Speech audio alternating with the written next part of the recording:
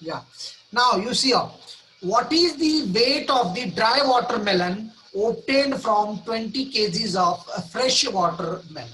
20 kgs of fresh watermelon. एक बार और मैं क्वेश्चन अच्छी तरह समझाता हूं आपको. फ्रेश वाटरमेलन है और ड्राई वाटरमेलन है.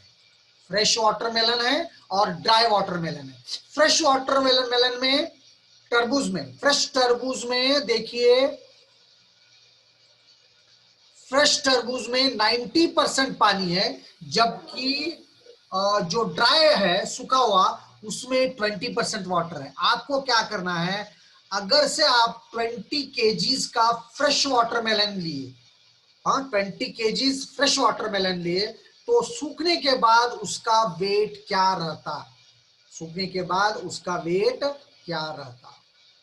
What the idea. तो क्वेश्चन थोड़ा डिफिकल्ट है. सो क्वेश्चन स्टार्ट करने से पहले मैं आपको कुछ हिंट देता हूं, एक एग्जांपल देता हूं वाटर और साल्ट का. प्लीज इस आपको ये एग्जांपल समझ में आया तो ये क्वेश्चन आप आराम से कर सकते. हाँ देखिए, मैं वाटर और साल्ट मिक्स कर लिया. 80% पानी का वेट है, 20% साल्ट का वेट है. इसको क्वेश्चन से कुछ लेना देना नहीं है, ये कॉन्सेप्ट समझाने के लिए मैं आपको समझा रहा हूं. आप 80% water you take, 20% salt you take, you mix them and start heating, जब आप हीट करेंगे, देखिए हीट करने के बाद क्या होता, पानी एवापरेट होना शुरू हो जाता. Isn't it? पानी क्या होता, एवापरेट होना शुरू हो जाता. तो एवापरेट जब होना शुरू होता, पानी कम होना शुरू हो जाता. जब पानी कम होता तो वेट ऑफ वाटर कम होते जाता. प्लीज इसको दिए सो क्वेश्चन से कोई लेना देना नहीं है, कॉन्सेप्ट के लिए समझा रहा हूं मैं आपको. अगर से पानी हीट करने के बाद कम होता तो उसका वेट कम होता. अच्छा मुझे ये बताओ, जब पानी सूख रहा, एवापरेट हो रहा, वेट कम हो रहा, क्या सैल्ट में कोई चेंज आ रहा? नहीं, सैल्ट में कोई चेंज नहीं होने वाला है. सैल्ट जैसे का वैसा ही रहेगा. जितना वेट शुरू में था अभी भी वही वेट रहेगा. शुरू में वाटर 80% था, सैल्ट 20% था. अब देखिए हीट करने के बाद वाटर कम होते जाएगा. एक्चुअली क्या होगा, एवापरेट होगा और वाटर कम होते जाएगा, जबकि सैल्ट वैसे ही रहेगा पानी में. Salt will be same. मान लीजिए आपका वेट शुरू में 80 ग्राम्स था, ये 20 ग्राम्स था. शुरू में वाटर 80 ग्राम्स था और ये 20 ग्राम्स था. जब आप हीट किए उसको, जब आप हीट किए उसको तो पानी चला गया एवापरेट होके और वो बच गया 30 ग्राम्स. और मान लीजिए सैल्ट सेम बचता. सैल्ट का वेट तो कोई कम नहीं होता, देखिए हीट करने से सैल्ट पे कोई फर्क नहीं पड़ रहा है, सिर्फ पानी कम होते जाता है. तो पानी शुरू में 80 ग्राम्स था, अब जाके बना 30 ग्राम्स, जबकि सैल्ट हीट करने के बाद भी उतना ही रहेगा. तो अब हम क्या करेंगे, देखिए तब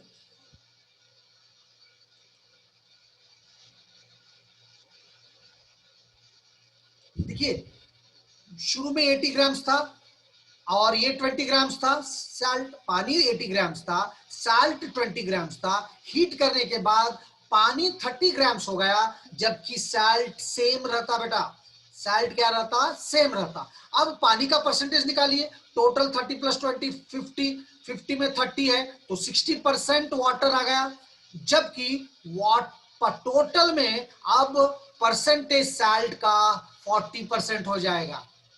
तो मॉरल ऑफ द स्टोरी क्या है, इतना सब मैं जो बोल रहा हूं, जब भी आप वाटर और साल्ट को हीट करेंगे तो वाटर का परसेंटेज कम होते जाएगा, उसका वेट भी कम होगा, उसका परसेंटेज भी कम होगा, जबकि साल्ट का वेट सेम रहेगा लेकिन उसका परसेंटेज बढ़ जाएगा with the same wait.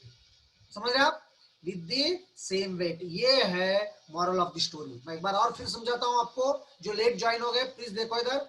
Water और साल्ट का मिक्सचर ले लो जिसमें 80% वाटर है और 20% साल्ट है. इसका मतलब 80 ग्राम्स वाटर है और 20 ग्राम्स साल्ट है. अब हम क्या करेंगे, ये दोनों मिक्सचर को मिक्स करके हीट करेंगे. जब आप हीट करेंगे तो पानी एवापोरेट होते जाएगा, पानी का वेट कम हो जाएगा, पानी का वेट कम हो जाएगा जबकि सॉल्ट का वेट सेम रहेगा। तो पानी का वेट शुरू में 80 था, मान लीजिए अब 30 हो गया। क्या हुआ? अब 30 हो गया, जबकि सॉल्ट का वेट सेम रहेगा। सॉल्ट का वेट क्या हो रहेगा? सेम रहेगा। तो अब जब आप परसेंटेज निकालेंगे, टोटल 30 प्लस 20 50, 50 में 30 वाटर है तो वाटर का परसेंटेज 60%, 50 में 20 साल्ट है तो 20 साल्ट है तो उसका 40%। मतलब देखिए, वेट पानी का कम हो गया और साथ में परसेंटेज भी कम हो गया, जबकि वेट सॉल्ट का उतना ही रहा लेकिन परसेंटेज बढ़ गया। तो जब कभी भी आप पानी और साल्ट मिलके हीट करते तो वाटर का वेट कम हो जाएगा, परसेंटेज भी कम हो जाएगा उसका, जबकि जबकि सॉल्ट के लिए वेट सेम रहेगा लेकिन परसेंटेज उसका बढ़ जाएगा, उसका परसेंटेज क्या हो जाएगा? बढ़ जाएगा। ये आपको समझ में आया क्या कॉन्सेप्ट? देखो, ये आपको समझ में आया तो ये क्वेश्चन हम कर सकते, ठीक है। तो मतलब जब भी आप वाटर और साल्ट को मिक्स करके आप गर्म करेंगे तो पानी का वेट भी कम होगा, परसेंटेज भी कम होगा, क्योंकि वो चला जाता है एवापोरेट होके, जबकि वेट उतना ही रहेगा साल्ट का क्योंकि वो एवापोरेट नहीं हो रहा, लेकिन उसका परसेंटेज बढ़ेगा क्योंकि टोटल जो है वैल्यू वो कम हो जाएगा, पानी जाने से कम हो जाएगा तो इसका इंपॉर्टेंस बढ़ जाएगा, इसका इंपॉर्टेंस बढ़ जाएगा। समझ में आ रहा है आपको? तो ये है पूरा मॉरल इसका। अब यहां पर आ जाइए आप, और दो टाइप के वाटरमेलन है आपके पास। पहला है फ्रेश वाटरमेलन जिसमें 90% पानी है, और दूसरा है ड्राई वाटरमेलन जिसमें 20% पानी है। तो आपको क्या निकालना है कि 20 केजी का अगर से हम फ्रेश वाटरमेलन लिए और उसको ड्राई करें तो उसका ड्राई वाटरमेलन का वेट कितना रहेगा। तो ये कॉन्सेप्ट हम यूज करते हुए इस प्रॉब्लम को हम सॉल्व करेंगे, इस प्रॉब्लम को सॉल्व करेंगे। अब देखिए, ये फ्रेश वाटरमेलन है, फ्रेश वाटरमेलन में 90% वाटर है। अच्छा ये बोलिए मुझे, वाटरमेलन में क्या क्या रहेंगे? जैसे यहाँ वाटर और साल्ट थे, वाटरमेलन में हम दो चीजें लेंगे, वैसे उसमें सीड्स रहते हैं और कुछ है, लेकिन हम उन सबको मिला के बोलेंगे पल्प। वाटरमेलन में दो चीजें हैं, एक है पानी, दूसरा है पल्प। देखिए ये सॉलिड पार्ट है और ये है वाटर है। अब देखिए, जब फ्रेश वाटर वाला मेलन में 90% पानी है तो पल्प कितना रहेगा? ऑटोमेटिकली 10% रहेगा, क्योंकि टोटल परसेंटेज हमेशा 100 से ऊपर तो नहीं जाता। जब किसी भी चीज में 90% एक चीज है तो दूसरी चीज हमेशा 10% हो जाएगी। तो फ्रेश वाटर मेलन में 90% वाटर है और 10% पल्प है, जबकि ड्राई वाटर मेलन में 20% वाटर है और 80% पल्प है। आपको ये समझ में आया क्या? देखो ये तो दिया हुआ डाटा है, मैं चुप लिख चुका हूं, लिखो प्लीज, लिख लो थोड़ा। If you want to write something, take the time and write. This is very important question. This is very important question. देखिए, फ्रेश वाटरमेलन में 90% पानी है, 10% पल्प है, जबकि ड्राई वाटरमेलन में 20% वाटर है, 80% पल्प है। आपको क्या निकालना है? 20 केजी का वाटरमेलन अगर से जो फ्रेश है, मैं उसको सूखने के लिए रखा, if I make it to dry, then what is its weight, what is its weight, that you have to take. तो ये समझ में आया आपको? इतना तो बहुत इजी है। हाँ, अब आइए, अब देखिए, ये फ्रेश वाटरमेलन है, फ्रेश वाटरमेलन में वाटर कितना है? 90%। फ्रेश वाटरमेलन में पानी कितना है? 90%। पल्प कितना है? 10%। अब जब मैं इसको सुखाऊंगा, तो जब सुखाऊंगा, ड्राई करूंगा, तो पल्प पे कुछ फर्क नहीं पड़ता। याद रखो, जैसा पानी और साल्ट में साल्ट वैसे ही रहता था, यहां पर पल्प का वेट सेम रहेगा और वाटर का जो वेट है वो कम हो जाएगा और उसका परसेंटेज भी कम हो जाएगा।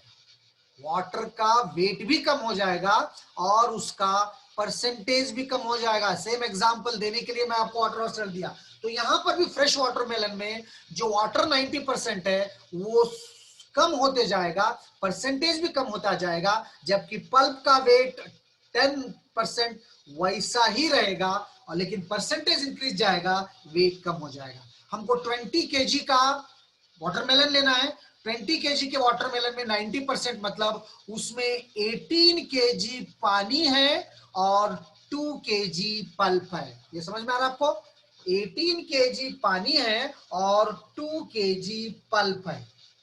18 केजी क्या है? पानी है और 2 केजी पल्प है। अब ड्राई को आ जाइए। जब ड्राई वाटरमेलन को आते हैं आप सुखाने के बाद, वाटर कितना बचेगा? 20%। पल्प अब क्या हो जाएगा? 80% हो जाएगा। सुखाने में मैं आपको बोला था कि 20% वाटर हुआ तो बचा हुआ पल्प हो जाएगा, 80% है। अब मुझे ये बताइए, सबसे बड़ी इंपॉर्टेंट चीज है, जो फ्रेश वाटरमेलन में और ड्राई वाटरमेलन में क्या पल्प का वेट चेंज हो जाएगा?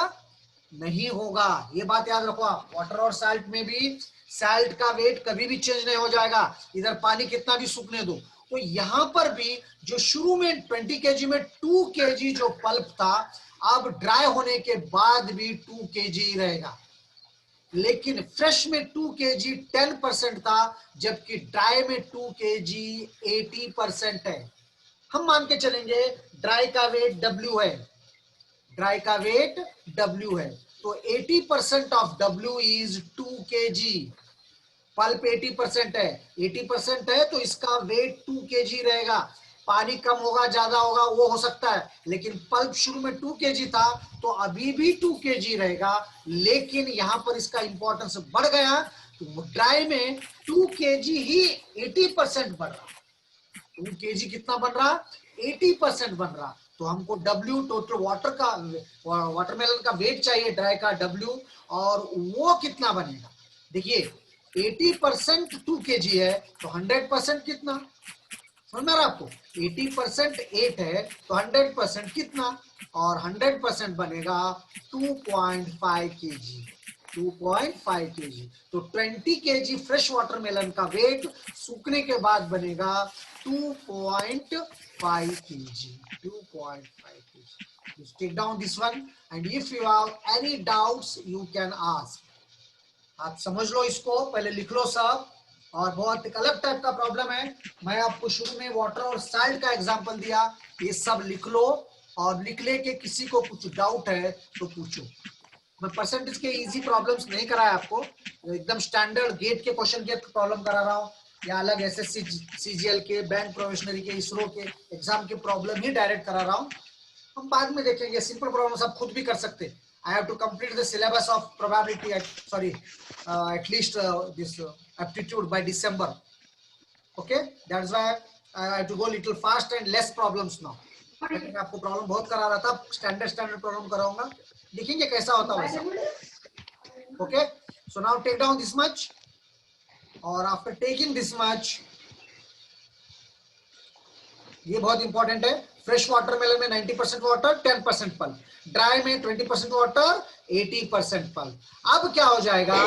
फ्रेश में 90% वाटर 10% पल्प। 10% पल्प 20 केजी में 90% मतलब 80 केजी पानी है और 2 केजी पल्प है। लेकिन जब वाटरमेलन सूखता है, लिख लो प्लीज, जब वाटरमेलन सूखता है तो 2 केजी वैसा ही रहेगा, क्योंकि वाटरमेलन पल्प में कोई चेंज नहीं हो जाएगा, वो 2 केजी रहेगा। ऑफ कोर्स पानी 18 किलो नहीं रहेगा, 2 केजी ये रहेगा, और वो 2 केजी 80% बन रहा। जो ड्राई वाटरमेलन का 20% वाटर है और 80% पल्प है, वो 80, प्लीज अनम्यूट करो, वो म्यूट कर लो, और दैट इज 2 केजी। तो पल्प 80% को 2 केजी है, तो टोटल वाटरमेलन का मेलन 100% हो जाएगा। 80 को 2 केजी तो 100 को कितना? It is 2.5 kg. Soni mute कर लो। So now if you have any doubts regarding this problem, please you can ask. नहीं समझ में आया तो सोचो, लिख लो। ऐसे ही आपको दिमाग गर्म करने के, दिमाग घुमाने के प्रॉब्लम देता। और कभी भी आपको गेट एग्जाम में कोई क्वेश्चन मुश्किल लगा, उसी में अपना दिमाग गर्म करते नहीं बैठना, देख लेना 1-2 मिनट में आपको आइडिया आ रहा, ठीक है, फटाक से छोड़ के अगले क्वेश्चन को जाना। पहले आप जो बिल्कुल इजी है, जो आपको 200% कॉन्फिडेंट है कि हम कर सकते हैं ये, वैसे क्वेश्चन सॉल्व करना। जो टफ है उसमें ही घूमते नहीं बैठना, उसमें घूमते नहीं बैठना। Please note down this one. Okay, तो the things are clear now. So I will go for the next question. I will go for the next question. ठीक है, देखिए next question, please take down.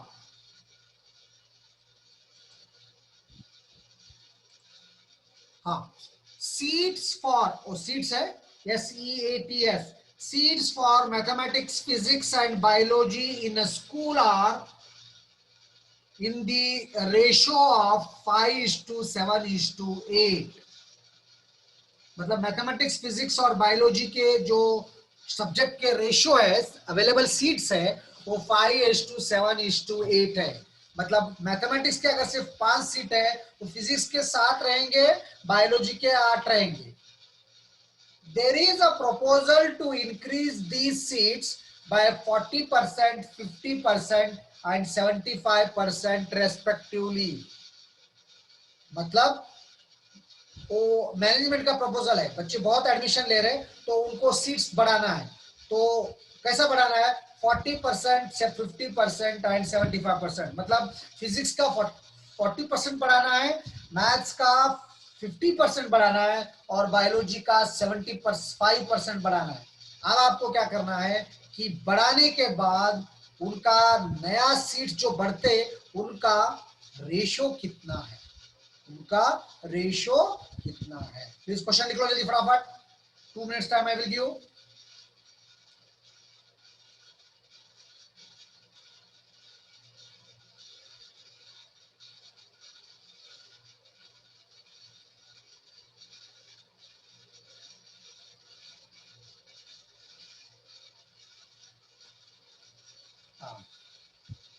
और तो मैं आपको फिर बताता हूं, मैथ, फिजिक्स और बायोलॉजी का रेशियो है 5:7:8।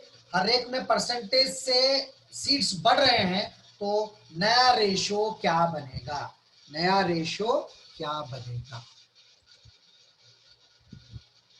देखिए यहां पर आइए, ये मैथमेटिक्स है, ये फिजिक्स है, ये बायोलॉजी है, और इनका रेशियो है, और इनका रेशियो है 5:7:8।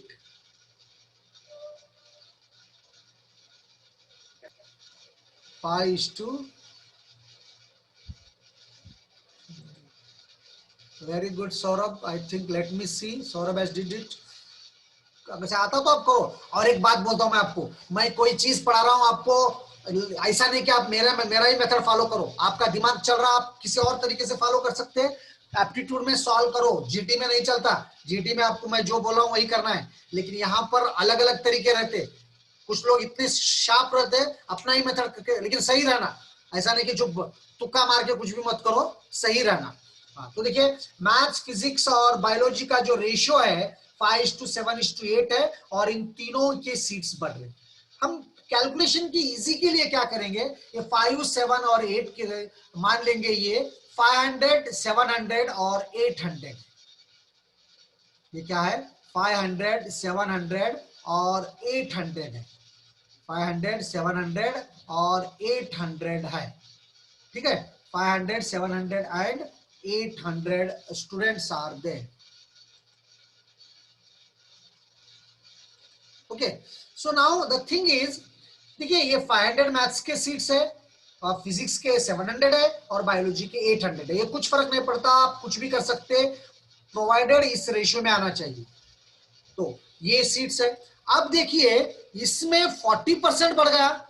मुझे अब ये बताओ, इसमें 40% बढ़ गया, इसमें 50% बढ़ गया, इसमें 75% बढ़ गया, तो नए सीट्स कितने हो गए? बस उसका रेशियो निकालो, है क्या इसमें। अब शुरू में मैथ्स में 500 बच्चे थे, उसका रेशियो 40% हो गया, तो 40% बढ़ गए, मतलब कितने नए बच्चे हो गए मैथ्स के। और इसके 50% बढ़ गए, तो नए बच्चे कितने हो गए, और इसके कितने बढ़ गए, देखिए इसके 75% बढ़ गए, तो नए बच्चे मैथ्स के कितने हो गए, फिजिक्स के कितने हो गए और बायोलॉजी के कितने हो गए, बस उसका रेशियो निकाल लो, बात ही खत्म हो गई। उसका रेशियो निकालो, वही तो पूछ रहा, जो इंक्रीज हो गए सीट उनका रेशियो कितना है। रेशियो आपको दिया 5:7:8, मैं ये लेके भी कर सकता हूं, लेकिन डेसिमल्स में आते तो बेहतर है आप इसको एक राउंड फिगर में ले लो, 500, 700 और 800। देखिए 500 शुरू में थे, 40% बढ़ गए, मतलब 2/5, 40% मीन 2/5, तो 500 का 2/5 200, 2/5 इंटू 500, तो ओरिजिनल 500 थे, 200 बढ़ गए, तो नए सीट्स हो गए 700। नए सीट्स कितने हो गए आपके, 700।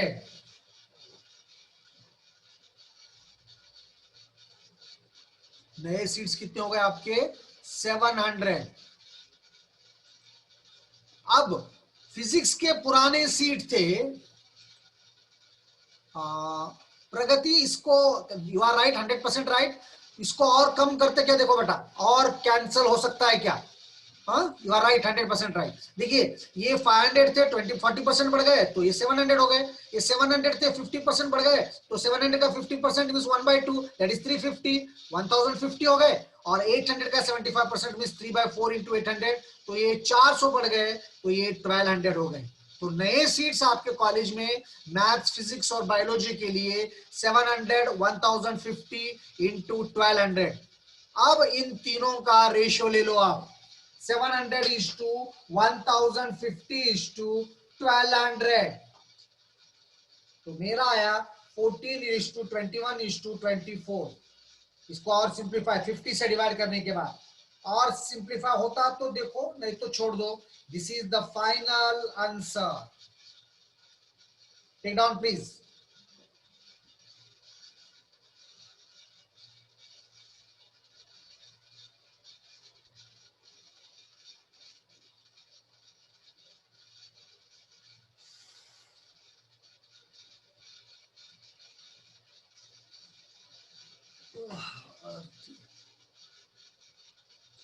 आया समझ सबको, कुछ डाउट है तो पूछो प्लीज, डाउट है तो पूछो, नहीं तो आई will go for next question. बहुत सिंपल क्वेश्चन है, मैथ्स, फिजिक्स और बायोलॉजी में 5:7:8 के रेशियो में सीट्स है, ये 40% बढ़े, 50% बढ़े, 80% बढ़े, इसका ही 50% करके ऐड करके आप रेशियो निकाल सकते हैं, लेकिन वो कैलकुलेशन में मुश्किल होता है, इसलिए इसको 500 करो, इसको 700 करो, इसको 800 करो, हर एक का परसेंटेज लगा के बड़े बढ़ने के बाद कितनी सीट्स आते देखो, उनका रेशियो निकालो, and that's going to be 700 is to 1050 is to 1200। But और हम छोटा कर सकते हैं, हर एक को आप 50 से डिवाइड करो, 50 14 जा, 50 21 जा, 50 24 जा, तो ratio is 14 is to 21 is to 24। और कहीं कैंसिल होता क्या, देखो मेरे ख्याल से नहीं होता, क्योंकि ये दो 7 से होते, ये दो 3 से होते, ये दो 2 से होते, लेकिन तीनों एक साथ शायद ही किसी नंबर से कैंसिल होते, नहीं होते, तो this much is the ratio. Now please take next question.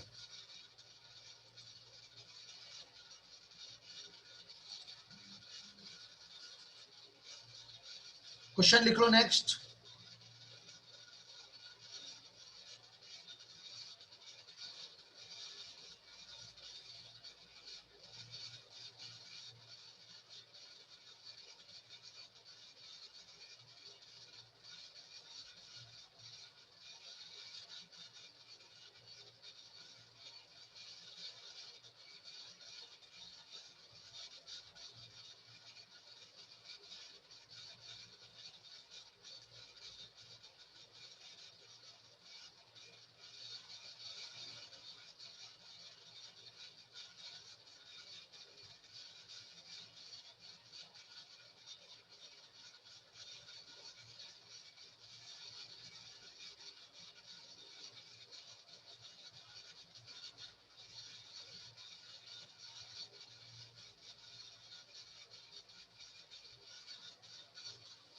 और हाँ नेक्स्ट क्वेश्चन हो जाएंगे बस। हाँ लिखो, if the length of a rectangular field is if the length of the rectangular field is 5%,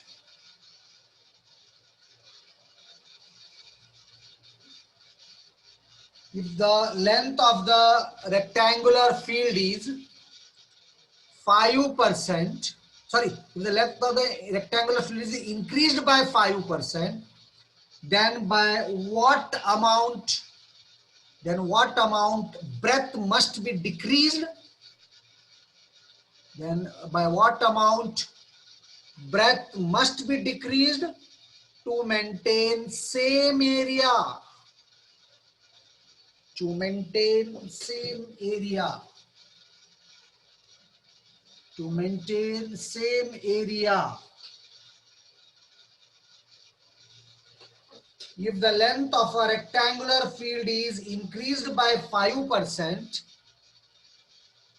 then by what breadth must be decreased? What amount of breadth must be decreased to maintain the same area?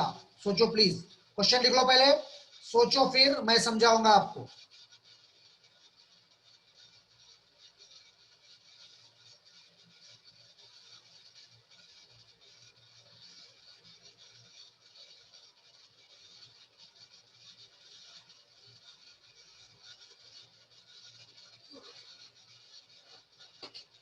If the length of a rectangular field is increased by 5%, then by what amount breadth must be increased to maintain the same area? देखिए एक rectangle है और rectangle का length बढ़ा रहे हैं. Length जब बढ़ा रहे हैं, एरिया सेम रखना है, तो ब्रेड कम होता ही होता है. तो वो कितना परसेंटेज कम होता वो आपको निकालना है. कितना परसेंटेज कम होता आपको निकालना है. अगर से किसी रेक्टेंगल का लेंथ 5% बढ़ाए, किसी भी रेक्टेंगल का लेंथ अगर से 5% बढ़ाए, सर 75% ऑफ 80 100 इज 600. पिछला क्वेश्चन गलत हुआ क्या कुछ? Okay, 75% of 800 is 600. तो देन 800 प्लस 600 इट इज 1400 है ना. तो मैं गलत करा है ना. 700 1050 इंटू 1400. शायद मेरा आंसर गलत है, प्लीज करेक्ट कर लो. somebody has mentioned here. yes, Saurabh अडमाने has mentioned. तो मेरा शायद गलत है, ये 1400 होना चाहिए. तो 1400 होने के बाद ये रेशो चेंज होता बेटा. यस, और नया रेशो शुरू में कोई करा था वो शायद बिल्कुल सही है. हाँ, सौरभ ही किया था, बिल्कुल करेक्ट है. तो मेरा क्वेश्चन गलत है. आप लोग देखते भी नहीं, चुप, पता नहीं, देखते लिख लेते. मैं कैलकुलेशन कभी कभी गलत कर सकता हूं. तो देखिए यहाँ 500 है, 700 है, 800 का 75%. देखिए कितना होता, 800 का 75% 600 होता. 800 और 600 ये 1400 होता. यहाँ 1400 हो गया, तो यहाँ पर ये चेंज होता.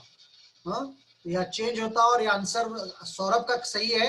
7:10:14. 7:10:14 इज द राइट आंसर. मेरा ये गलत है, चेंज कर लो आप लोग.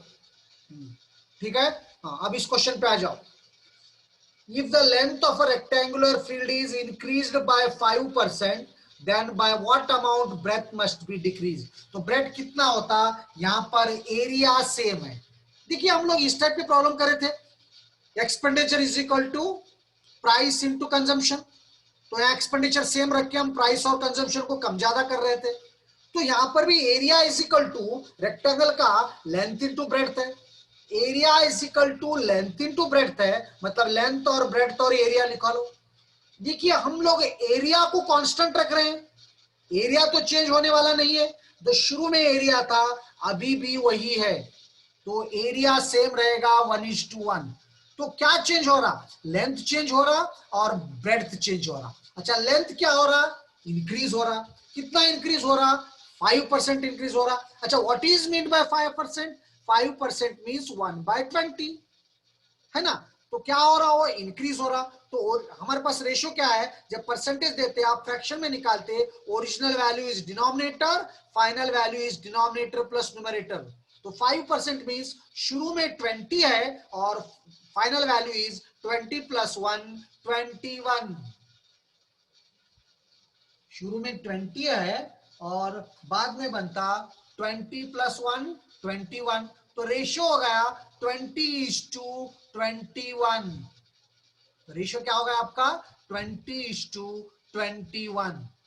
देखिए लेंथ का रेशियो इंक्रीज हो रहा है, एरिया सेम है, area is equal to L into B है। जब ये सेम रहता है, ये बढ़ रहा है, तो ये एक दूसरे को इनवर्सली प्रोपोर्शनल हो जाते हैं। मतलब जब लेंथ बढ़ता है तो ब्रेड्थ घटता है, ब्रेड्थ बढ़ता है तो लेंथ घटता है। अगर से लेंथ 20:21 के रेशियो में है तो ब्रेड्थ बनेगा 21:20 के रेशियो में। ब्रेड्थ क्या बनेगा 20:21 के रेशियो में। मैं आपको सिखाया है पिछले टॉपिक में, ये 20:21 है, ये 21:20 में हो जाएगा। मतलब ब्रेड्थ शुरू में 21 है, बाद में 20 है, कम हो गया, कितना कम हो गया, एक कम हो गया। एक किसके लिए कम हो गया 21 के लिए हुआ। 21 के लिए अगर से 1 हो रहा तो 100 के लिए कितना कम हो रहा। तो मेरे ख्याल से मेरा आंसर आप चेक कर लो, मैं कभी कभी गलत कर सकता हूं। तो इट इज 4.7619% कम होगा अगर से आप 5% लेंथ बढ़ाओगे। अगर से आप 5% बढ़ाओगे। आया समझ में please?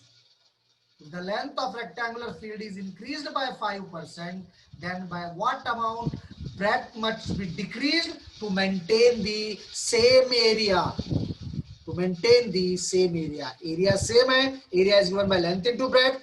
It is same as E is equal to P into C. 5% increase हो रहा, 5% means 1/20. तो स्टार्टिंग में initial value 20, final value d + n 21। ये 20:21 हुआ तो ब्रेड्थ 21:20 होता, तो कम हो रहा है, 21 को 1 हुआ तो 100 को कितना। Please take down this one and after this get a break of 2-3 minutes and then rejoin again. इसमें कुछ डाउट है तो पूछो प्लीज। इस क्वेश्चन में कुछ डाउट है तो पूछो।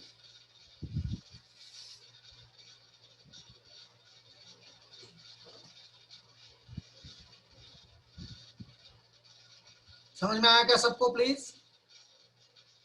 समझ में आया तो ठीक है, नहीं तो कुछ डाउट है तो पूछो। इसके बाद ब्रेक ले लो।